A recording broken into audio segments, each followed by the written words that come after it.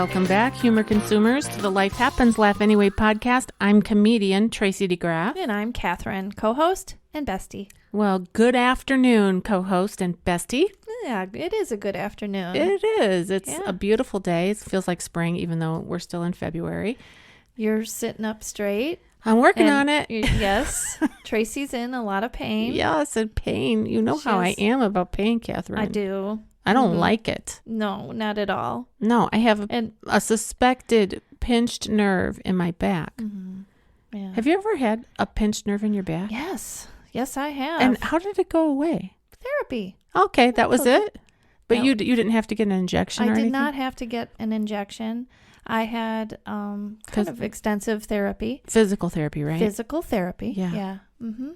Yes. Good. Yeah, it wasn't just mental for my back well, pain. I meant like other therapies in terms of like massage therapy or... Oh, I wish.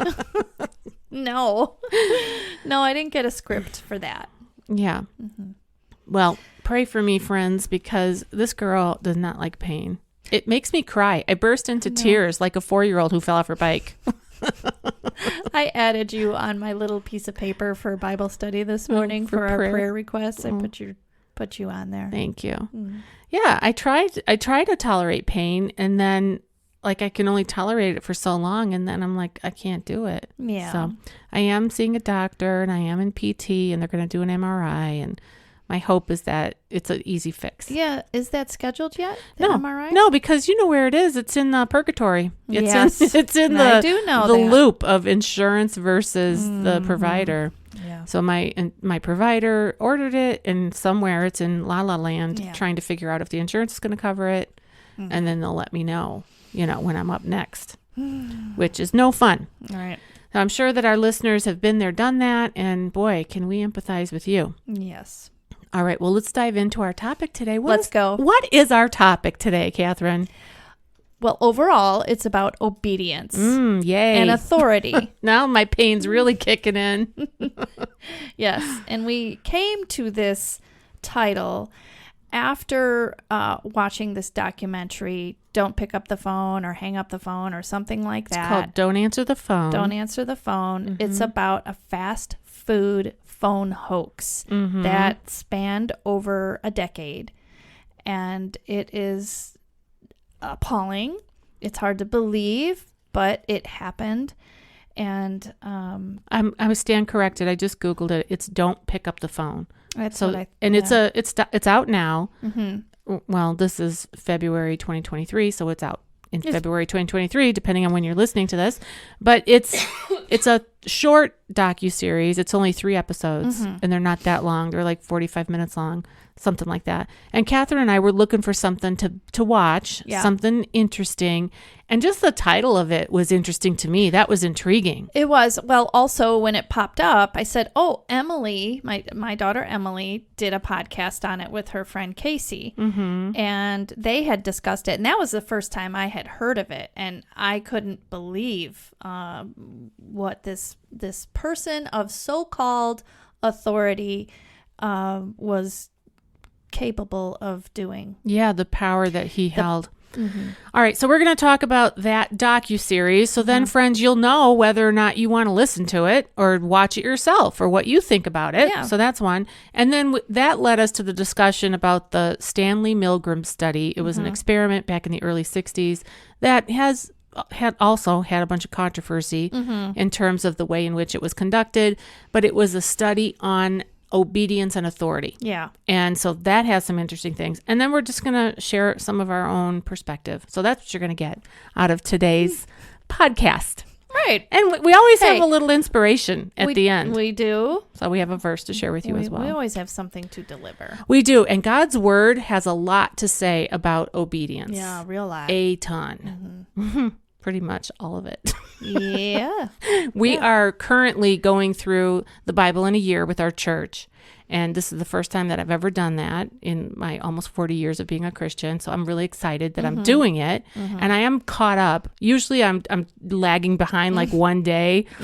And I've made a commitment to myself that I'm not going to lag behind more than 3 days. If I get 3 days behind, I am going to just catch up. Focus. Yeah. Yeah. So I am caught up as of today, me. Yeah. And it is interesting to go through all these Old Testament books and learn about all of these things that happened and all the things God asked people to do and the things they didn't do. Yeah. So we'll have a little bit about that.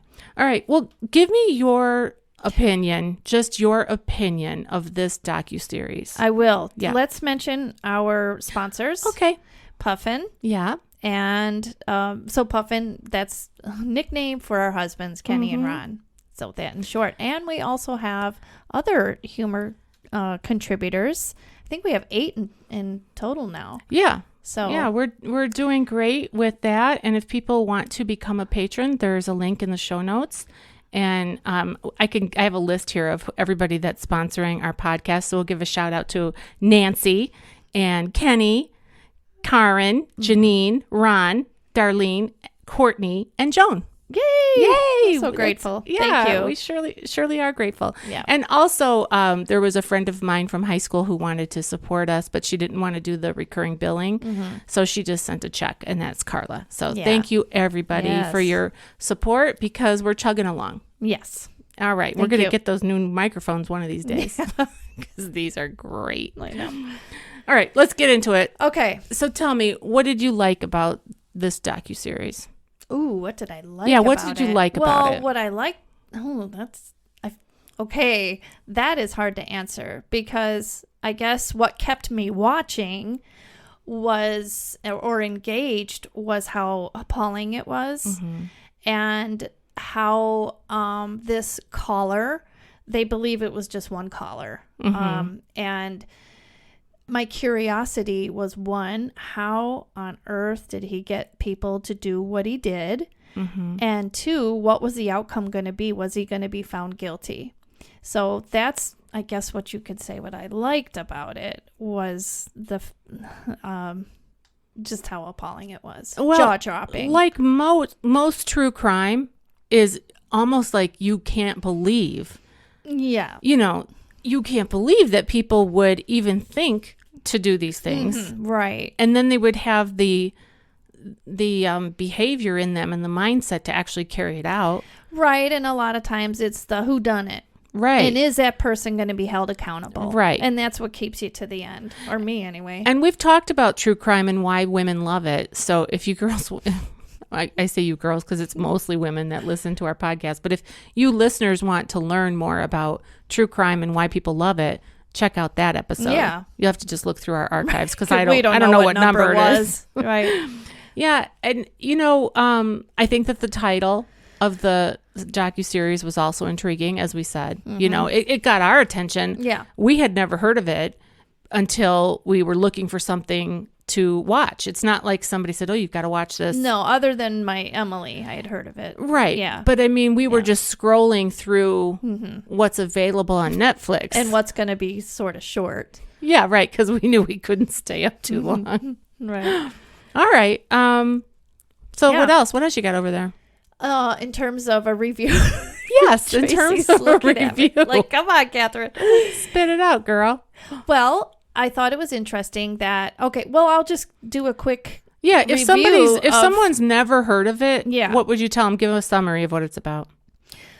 Well, this caller preyed upon mostly fast food restaurants, and McDonald's was the one that he most often would call. And most of these phone calls were made to restaurants that were in smaller cities, towns, and in areas in which there's normally a deep sense of Christianity, religion, whatever you want to call it, and people who would most likely be obedient. That's looking back on it. That's what they would say about that. And perhaps even a sense of naivete. So there's, you just say, yes, ma'am, no, ma'am, yes, sir, no, sir. And there's just some naivete. Like, I just can't believe people would have these motives. Right. And we've been building this up. And what this caller did was he would call and ask to speak to the manager of the restaurant. And then he would ask the manager if there was a certain employee that had a description. Well, the descriptions he gave were pretty vague. And most likely, most restaurants would probably have this particular type employee. He would say, a young girl, thin, brown hair, and, descriptions like that. Yeah. And then the manager would say, oh, yes, of course we do. Or we do. Yeah. And then he would say, well, she was caught stealing. And she has a couple choices. She can either come down to the police station or she can be searched right there. And in these cases, the victim would choose to be inspected there because that person's thinking, well, of course I don't have anything, whatever they're thinking. Right. But they go along with it. Right. And this one particular case that I believe the documentary opens up with is, what is the girl's name? Is it Aubrey? Something like that? The victim? The victim. What was her name? Well, while you're doing that, the manager is called Donna Summers. And she says, yes, we do have a person with this description. And the caller proceeds to tell her she needs to be strip searched. So she's strip searched. And by the way, this Donna finds nothing on her. No stolen property, no money, nothing. And at some point, he tells her, or she says she's got to get back to work because this is over a 2-hour period. Right. So for over 2 hours. And they're busy. Like they're in their rush. Right. They're busy. Her name is Louise Ogborn. That's the victim. Yeah. And the caller then says, well, do you have a male who can take over? And so she says, yeah. So for a short amount of time, there is a male figure that's not her boyfriend.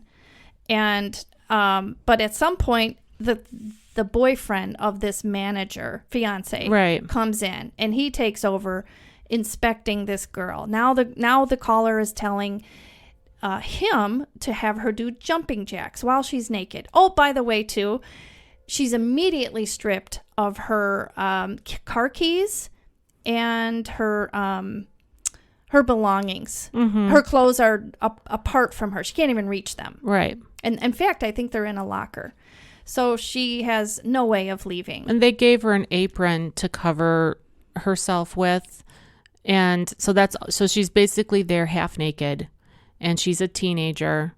And her manager has, basically said, these are our options. You can either go to the police or do this here. Yeah. And the girl complied. Yes, because she's obedient. She believes that somebody of authority is on the phone. But she later says, no, I don't. Right. And she's crying. And she doesn't have the apron on some of these occasions. She's doing the jumping jacks without the apron.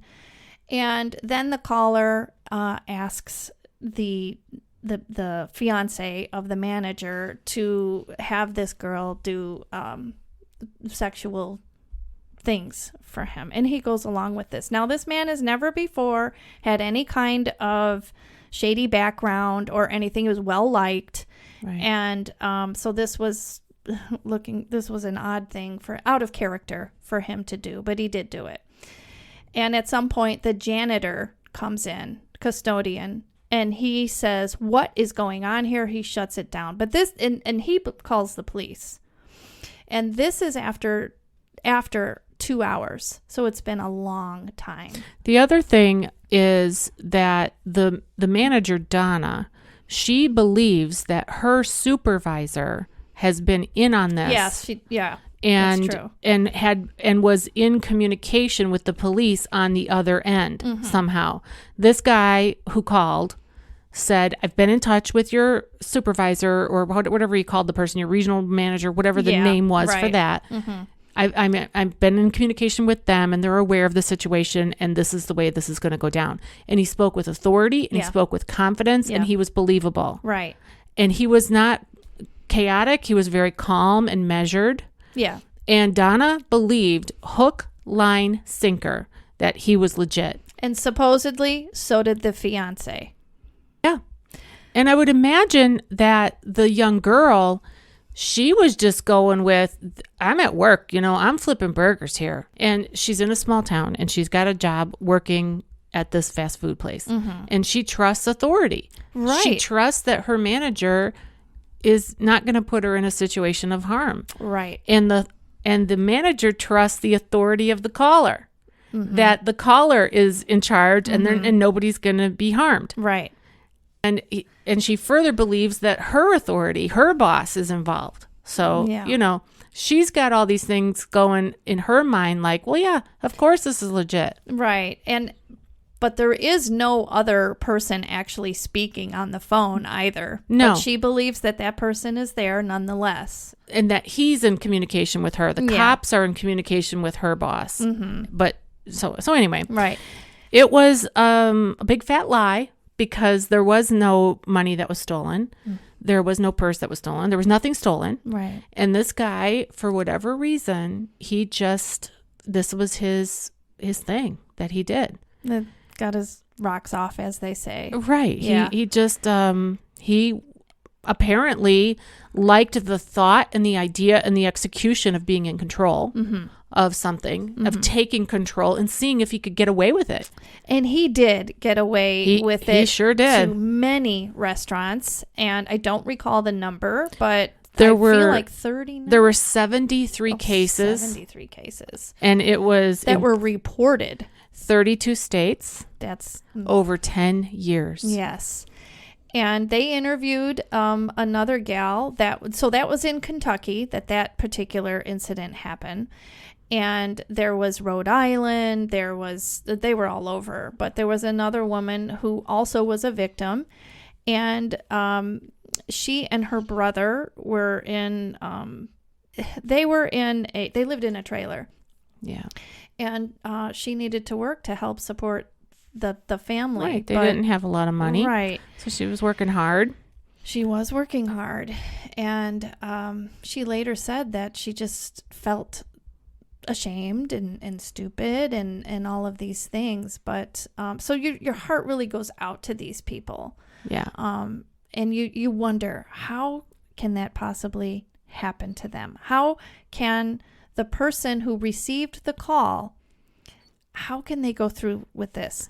So then the documentary takes you to, because the lawyers referred to it. Right. The Milgram, right? Study. Stanley Milgram. Yes. What happened in the 60s? It was early 60s. I believe it was 1962. Mm-hmm. And this psychologist, Stanley Milgram, did a study on the campus of Yale University. Right. And he took 40 adult males and they were involved in they were told that this was a study on learning, how people learn, and does punishment affect learning. And they wanted ordinary people to be a part of this study. They didn't want it to be like all scientists, you know what I mean? Yes. They wanted a nice group of ordinary people. Right. So they put out an ad. They put an ad in the paper, and it basically said, we just want to experiment, or we're doing a study on learning or something like that. Mm-hmm. And they offered them $4.50 for an hour of their time. 1962, yeah. Well, the minimum wage was just over $1. It was like $1.10 or $1.15 or something like that. But the people that were involved in the study, so what they did was they took these 40, let's call them volunteers, for the study. They brought them in and they said, okay, here's what we're going to do. We're going to pair you up with another volunteer. Yeah. Although that person wasn't a volunteer, they were in on it. Right. So these 40 guys, they didn't know that the other 40 guys were in on the gag or the study. Right. Let's put it that way. And they said, one of you is going to be the learner and the other one's going to be the teacher. And it's going to be by random selection, who gets learner, who gets teacher. So you're going to draw like out of a hat. But it was fixed. But even that was fixed, yeah, because all of the learners were the 40 volunteers who had no idea what was going on. They were there for the $4.50 and to, increase learning. Actually, it was the teachers that were... Right, that's right. I'm sorry, I misspoke. It was the teachers who were the volunteers. Right. And the learner... They were the ones that were in on it. Actor. Yeah, they were actors. And then there was also like the study researcher. Mm-hmm. And it's interesting to me that they did all these different variations of the study. So not just with these 40 men, but they did it again and again. And what they found, one of the things they found is that if the researcher is in the room wearing a lab coat, gets them every time. Right. And they just do whatever the guy tells them. Yeah, which was inflicting pain. Yeah, electric shock. Right. And so they would ask a question, right? Mm-hmm. And the so-called learner, which is an actor on the other side of the window, whatever it was they had set up. It was a wall. They couldn't see them. Oh, that's right. They couldn't see, but they could hear. They could hear them. They could hear them in agony. Right. And so they were told that this level is just itty bitty pain. This level's a little bit more, and then it went up to, intense pain. Right. And many of the subjects or so-called teachers kept going when, like you said, the researcher was in the lab coat. When the teacher wanted to stop, there were 4 steps that they were to say, that the instructor was supposed to say and did say, and it was things like, well, we have to continue this. They started out with, please continue. Please continue. Like it was just like a request. Okay. Please continue. Okay. And then it gradually went up from there. To a more stern, right. This must happen. This must go on. Well, they said something like, the experiment requires that you continue. So it's not me telling you to continue. It's for the sake of this experiment. For this, that requires you. Mm. And so the language, and it was, all of that was the same throughout, And then they had, you absolutely must continue. Yes. That was the last one, right? No, the last one was, you have no other option. Oh, right. But to continue. Yeah. And some of the teachers who are the volunteers, they were like, oh yeah, I've got plenty of other options. This guy on the other end of this wall is crying out in pain, and the learners were banging on the wall.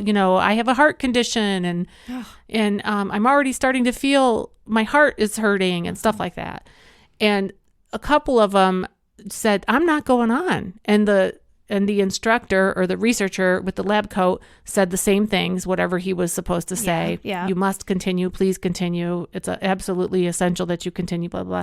And the guy would go, no, it's not essential that I continue. Mm-hmm. And I've got plenty of options here. Yeah. I don't have to do what you're telling me to do. But he was an exception. Well, there were 65% of people went through, and then the 45% of the people, or whatever it is, 35% of the people didn't. Yeah. I'm so good with math. I can do it right in my head like that. See how good I am? I corrected myself. I was like, wait, that'd be 110. So the majority of the people did continue, but why did they continue? Why? Because they believed that the end result, that for the greater good, right? Right. That's what they believed. First of all, they believed that the recipient was not going to have any permanent damage or real harm. Mm-hmm. They were told that the electric shock was painful, it was, uncomfortable, but it would do no permanent damage or permanent harm. Okay? And they were given an electric shock before they started, so that everybody could know what it feels like. Oh, really? I didn't read that at all. They were. Oh. They were given a little dose of the electricity, but it was one of the lower doses. The teachers were. Yes. So, and they said it's only fair that you experience this so that you know what you're administering to the other person. Okay. And it wasn't bad, obviously, but when they went up, obviously they know that that's going to be more. And then the learner on the other end of the wall who was receiving the shock was screaming Yeah. and pounding Right. on the wall Yes. and begging for them to stop. Yes. But that person wasn't receiving any shock at all. This was all a setup Right. to see how far would the teacher go for the sake of this experiment. Right. Now, I read some criticism on that study. And well, first of all, the study was, he came up with that study because of the curiosity of how did World War II, how did all of Hitler's henchmen do what they did. Right. And so that's why the study was done. But some criticism to this study was that, one, they put an ad out. And these people were volunteers, and they were getting paid. It was in a the first one anyway, it was in a laboratory. And so those are some variables that can interfere with the reasons why they continued to go on with buzzing these people. And that some people even went so far as to say that they believed that some of these men must have known it wasn't really... they weren't really getting shocked. Yeah. So it was, and there were some other criticisms too, but those were some main ones that I recall anyway, that I could see would interfere with true outcome. Yeah. You know, a couple of the teachers, they said to the researcher, I don't want to go on because this gentleman in the other room is in obvious agony and I don't want to go on. And this one that I'm thinking of in particular, the researcher said his response, which was a canned response, you know, it's absolutely necessary that, you know, that you go. And he did it. And he kept going. So there was real angst inside of him. And they said that a lot of the teachers were continuing, they were complying, but they were doing so with real torture, you know, like they didn't want to. But they did it anyway. But they did it. Yeah. And before the study was conducted, Stanley Milgram surveyed the psychology department of a group of psychologists and said, how many of you think that in this study, when we do it, that people will go past a certain level of electric shock? And they said like less than 1%. So they didn't believe that people would actually administer the full force of the shock. Because if the shock was real, people would be dead. Yeah. And if people understood electricity, which I don't, you know. Well, it hurts. Yeah. But I don't know the voltages and all that. Yeah. But if people did have an understanding of that, then maybe they wouldn't have continued to go forward because they'd be like, I'm going to kill somebody here. But these psychologists felt like there's no way that average people are going to do this. Yeah. Well, they were wrong. More than half, 65% of them did do it. Yeah. And they went all the way to the highest levels. What I'm thinking, though, is I may not understand voltages and things like that, but I understand the sound of pain. Yeah. You know, and I have no idea. I won't claim to know whether or not I would go through with that. You know, not that. Tracy's looking at me because we're going to get to our opinions. Well, let's talk about that now because Cathrine and I disagreed when we watched the Don't Pick Up the Phone docuseries. The woman, Donna, who was the manager who, you know, this criminal, I believe he was a criminal. He never did pay for his crimes. Right. This man who did this. He was spoiler alert. Yeah, sorry, but just watch it anyway if you're interested in it. Otherwise, it's appalling. I mean, we only covered a smidgen. Yeah, obviously, because there's 3 hours of material there. But anyway, this Donna, you had said something to the effect of, I can't remember. I'll let you speak for yourself. You speak for yourself. So I want to first start out by saying I can absolutely see myself as the victim. So there's many victims in this, but I can see myself as an obedient person, you know, and falling under being victimized in the way that girl was. And that, especially since her keys were taken away and her clothes, because she was in court, she was criticized, of course. Why didn't you just leave? Right. Well, she was naked. Right. What is she going to do? Run through the restaurant? And she's very young, 18 or younger.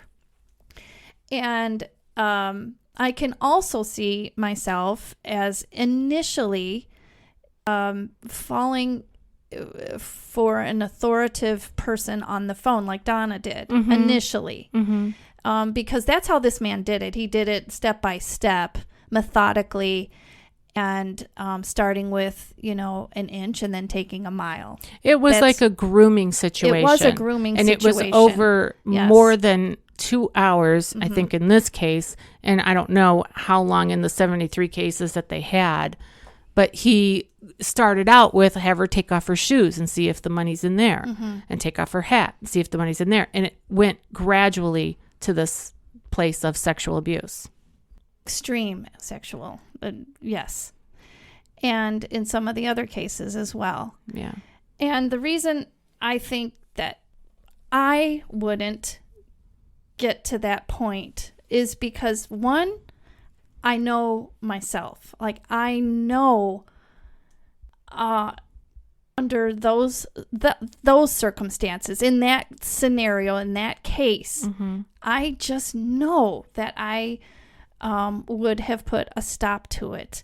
And here's why. I was 7 years old when somebody of authority had been in my life and in front of me, and I was extremely obedient and also told to respect my elders. And I was in a situation that felt uncomfortable and it felt wrong, but I was being obedient anyway. And red flags were going up. I was 7 and I walked away. Luckily, I was able to. It's kind of a long story, as you know, but those red flags they're there. They're given to you for discernment and things such as that, even under those grooming circumstances, is what I believe. And that's just for me. In the circumstance where this Donna hands the phone to her fiance and this girl is naked and she's a minor, and then and by the way, this Donna she comes in and out while this girl is crying. She obviously doesn't. I'm getting all red and fired up inside because it bothers me, but as it should. But this girl's crying. She's naked. She's vulnerable. She obviously does not have anything on her. And this Donna already knows this girl's character. Yeah. So, no, I do not see myself falling victim to this guy. To that. Yeah. I can see where it can happen to people like myself even, and maybe other circumstances, not that one. Yeah. And I think that perhaps the janitor or cleaning guy who came in there, he was brought into the situation and he observed, this is not right. And he expressed it right away. So he was that person who came in from the outside and said, we need to put a stop to this. The thing that I took away from the docuseries with Donna, I felt empathy for her because I believed that she was doing the right thing. And that was the whole point of this Milgram study. Yeah. It was to take people who under normal circumstances would not ever participate in this kind of behavior. They were not going to do it. But in these unique circumstances where they believed wholeheartedly in the authority of the person who was giving the command, that was the key. And 65% of the people did it because even though they didn't want to, but they did it because they believed in the authority of the person giving the command. And furthermore, they believed in the greater good that was going to come out of the study. Right. And this caller who was calling these restaurants, he was telling these managers that your employee has been accused of a crime and we need to clear their name and we need to get to the bottom of it and you're going to get in trouble if you don't. And who knows what else he was saying about what her boss was saying. So in Donna's case, until the tide started to turn, until she realized what had happened. And it's all on tape. The yes, miracle, I was going to say that. The miracle of the fact that they even got this far with this case is that they had a surveillance camera recorded the whole thing. And they also had another young man, a young teenage employee, who decided to star 69, which I had forgotten all about how phones used to work, you know. But he star 69'd that right after they hung up to get a lead on where this call was coming from. Anyway, I do have empathy for Donna in this case, or in all the cases. If you don't know and you think that because beliefs are important. You know, what we believe drives our behavior. If she didn't believe that he was an authority, or if she had some doubt, she wouldn't have done it. She believed it. She believed that he was convincing. But the thing, how can you believe that when you see what that girl was going through? How can that's the part I don't get. Where is the red flag? Where is your discernment? Well, I get it. I know, but that's what I'm saying is that she didn't have the red flag. She didn't have the discernment. Her belief was that this was coming from the authorities, and this was, you know, it wasn't her, it was them. They were and you know what? At the time of this Stanley Milgram study that he was conducting, first of all, he was a Jewish man, and his family had come from, you know, Europe, and some of his family members had died in the concentration camps, and other family members were sent to the camps but survived, and they had to come to the United States to live with him and his family. So he was in it. You know, it wasn't just that he cared about the situation, it was his family. So there was that. But now I lost my train of thought of what I was going to say about what he did. What were we saying before that? Sorry. Well, I don't know what you were going to get at. But he was motivated. Oh, I know what it was. Sorry. The motivation was because one of the main guys under Hitler who orchestrated the whole plan to extinguish the Jews was on trial in Israel for his war crimes in the early 60s, in 1962. And so that was one of his big reasons why he did the study, because that guy said, well, it wasn't me who did it. I was just following orders. So he was pinning it on the person above him. And I could kind of see how Donna would be, obviously it's a less egregious crime because it doesn't involve millions of people. You know, this man who followed Hitler's orders and came up with this plan to do these concentration camps and get them all together and then extinguish them, you know, that was pure evil. We know that. But he was following orders, and supposedly for the greater good, because this was going to be a good thing in the end. And so then you scale that back to this, whatever this Donna's going through, right? And she's on the phone with this guy who's sick, obviously sick, mentally deranged. Same thing with, obviously, Hitler, you know, mentally deranged, sick. But they have charisma, they have confidence, they have an argument, they have, we're doing this for the good of everybody. And which equals power. Yeah. And they really, both of these examples are power in the wrong hands is dang right dangerous. For sure. Now, okay, Donna, you have empathy. What about her fiance? Him, I mean, because she was busy. It was during the lunch hour or dinner hour or whatever, and she was in and out. And I don't have enough information on him, you know, I mean, because the act that the caller told the fiance that this young lady needed to do a sexual act on this man. And why didn't the red flags go off there? I don't know. Yeah. I mean, and he did pay for that. He went to jail. Should. Yeah.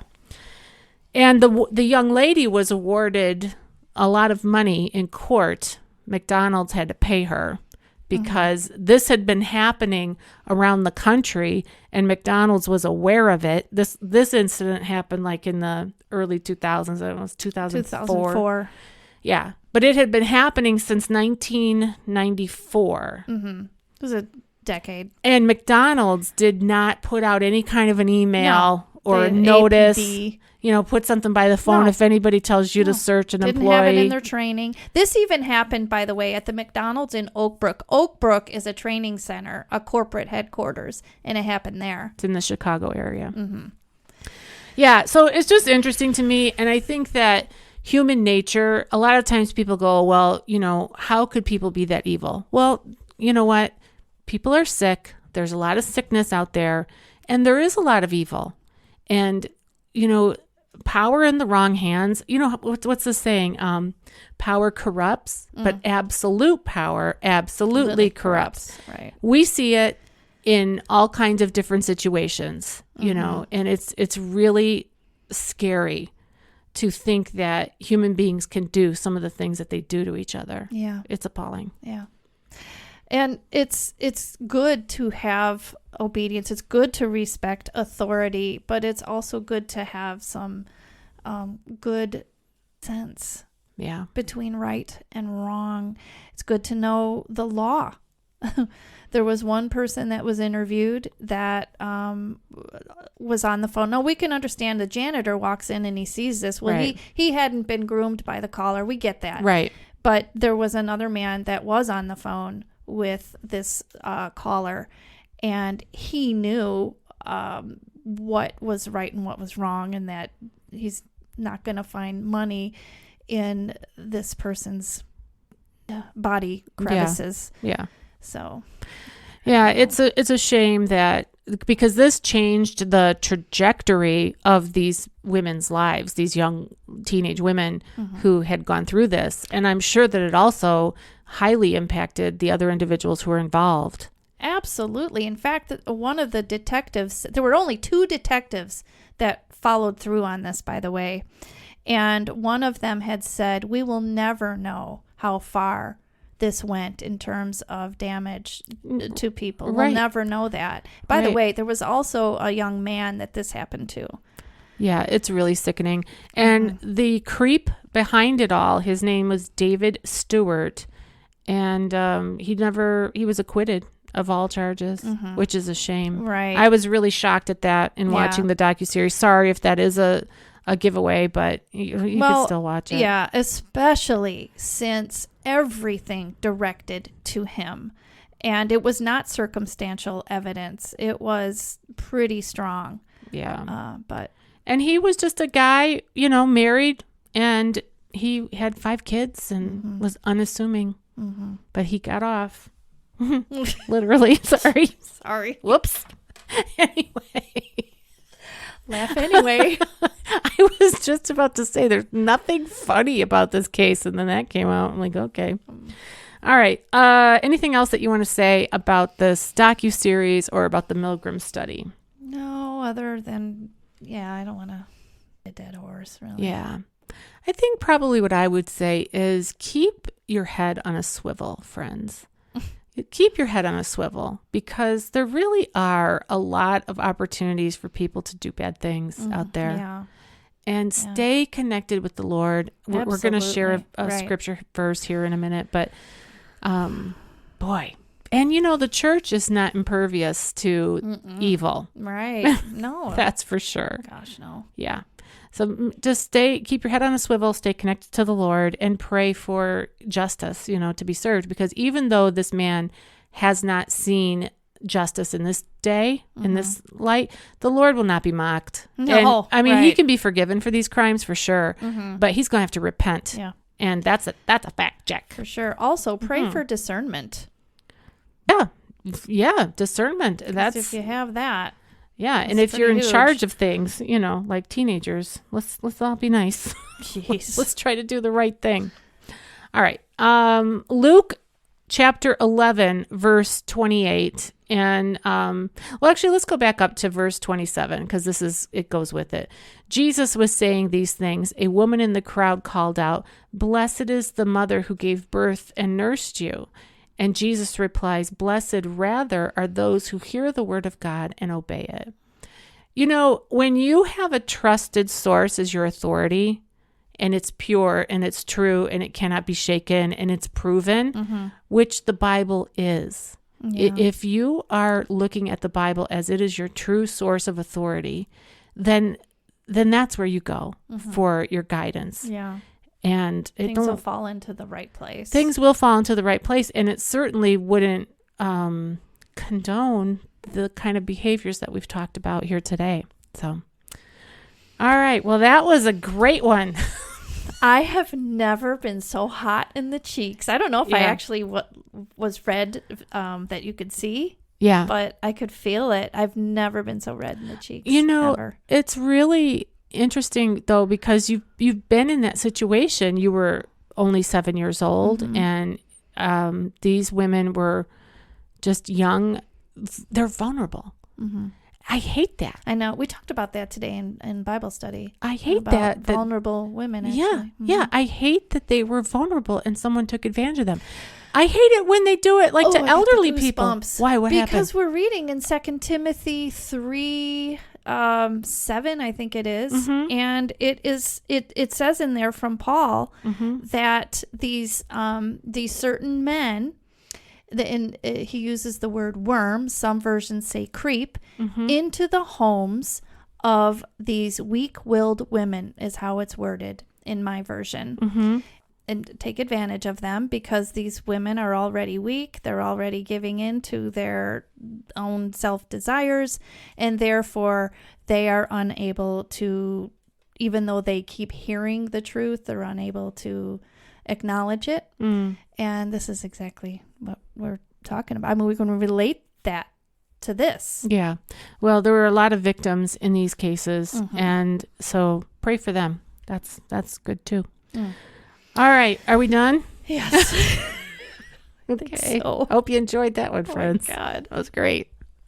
Well, you've been listening to the Life Happens, Laugh Anyway podcast, and I'm still comedian Tracy DeGraaf. Thank God. I'm still Cathrine. Still here. See you next time. Bye.